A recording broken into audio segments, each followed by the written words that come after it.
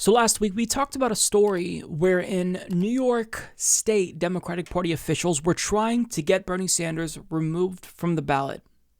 Yes, he suspended his campaign. I get that. But there's no threat here. He's not going to have some type of unprecedented comeback and win. So why would you remove him from the ballot and further alienate the left, who already feels disenfranchised by the Democratic Party? Well, there's not really any reason, rather than, look, let's just functionally cancel the primary and not take any risks, because we all know they're a little bit worried. There's not very much enthusiasm for Joe Biden, and there is this Tara Reade story that has more and more evidence proving that what she said about Joe Biden and what he did to her in the mid-90s is probably true. So they don't want to take any chances. And they don't believe in democracy. They don't. To functionally cancel a primary for no reason, when Bernie poses no threat, when he just wanted to rack up delegates to influence the platform, I mean, worst case scenario for them, he gets a lot more delegates and influences the platform a little bit, but does that even matter? What good is the platform going to do? Like, the left doesn't even believe the platform will have any influence over Joe Biden. I don't anyways. I mean, I can only speak for myself, but there's nothing that they have to gain from this. But they do have a lot to lose, in further making the left more angry than they already are. But nonetheless, they went ahead with this, and they have, in fact, removed Bernie Sanders from the ballot. So if you live in the state of New York and you donated to Bernie Sanders, you spent months phone banking for him, canvassing for him, knocking on doors for him, guess what? Your voice doesn't get to be heard. You don't get to make your voice heard. How infuriating is that? They, in 2016, when Hillary Clinton lost because a lot of young people didn't turn out, what were we told by members of the Democratic Party? We were told that we should get involved, right? Sign up for a candidate that we believe in. Run for office ourselves.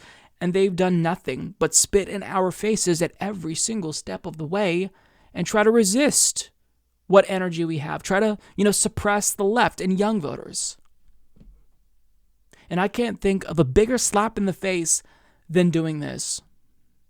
So they did it, and Bernie Sanders is speaking out, and his team is challenging this decision. So as Daniel Moranz of HuffPost writes, the presidential campaign of Senator Bernie Sanders submitted a letter to the New York State Board of Elections on Sunday, challenging a looming decision on whether to keep him on the ballot for the state's primary. Keep in mind, this story was published before the decision was official.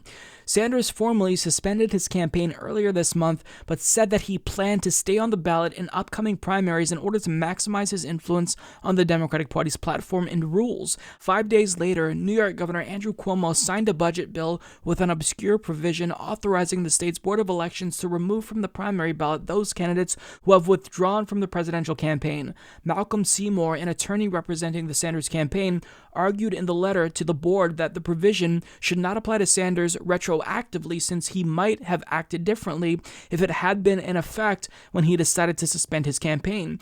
Quote, the retroactive application of the change in election law would severely impact Senator Sanders' core substantive rights, Seymour wrote in the letter obtained by HuffPost. Because of the severity of this potential deprivation, the presumption against retroactive application must operate with maximum force. Seymour further noted that the new law merely states that the Board of Elections, quote, may, rather than, quote, must, decide to remove from the ballot candidates who have ended their campaigns for the nomination. So make no mistake about it, they didn't have to do this. They chose to do this. I guess to further shield Joe Biden from Tara Reade's allegations in case more people heard about it and, chose to opt for Bernie Sanders. Or maybe they weren't worried about that. Maybe they just didn't want Bernie Sanders to have any influence over the Democratic Party's meaningless platform and their meaningless rules that they don't even follow anyway. Or maybe they don't even care about any of that. Maybe they just genuinely want to give lefties the middle finger and just make sure that there's only one option on the ballot, neoliberalism, because that's the direction that the party clearly wants to head in, and they want to let everyone know they're not changing that trajectory anytime soon. Even if making your voice heard does no harm to them, they just don't care. They don't care. And thankfully, people like AOC have spoken out and denounced this move. She tweeted, "It is completely wrong for the BOE to cancel New York's presidential primary. This decision is not informed by public health. The state is still holding elections for every other seat that day, and so far the only way your ballot will 100% be counted in New York is to vote in person." So I think that people need to call this what it is. Don't beat around the bush. This is voter suppression. That's exactly what this is. This is a form of voter suppression. They don't want people to be able to make their voices heard, because these party elites, they want to be in control. They don't want you to have any say whatsoever. And look, throughout the course of this primary, to be fair, we were told that our voices don't matter. Remember when Bernie Sanders was leading and it looked like he was going to get a plurality of pledged delegates? What were we told by Democratic Party officials in mainstream media? That it's not us who really has a say in Democratic Party primaries. It's the elites who really get to influence who becomes the nominee. And, they were all media pundits, Democratic Party officials, perfectly okay with superdelegates stealing the nomination away from Bernie Sanders. So if they were okay with that, basically burning down the party to beat Bernie, then of course they're going to be fine with just removing him from the ballot after he already, suspended his campaign. So I think that there's only one conclusion from this that we can take away. Bernie has to unsuspend his campaign, because if your goal to rack up delegates is still in play, then this is hindering that goal. I mean, this is a very delegate-rich state. New York has a lot of pledged delegates in play, and even if you won't win, if your true goal is at this point to influence the party's platform, then you have to unsuspend your campaign. You're not doing it because you believe you can win necessarily. You're doing it because functionally, this is the only way that you can fulfill that end that you set out. So you've got to unsuspend. I'm not, going to say that Bernie will do this, because he won't, but he's got to start playing hardball. I mean, I guess it doesn't matter anymore because he's not going to run for president again.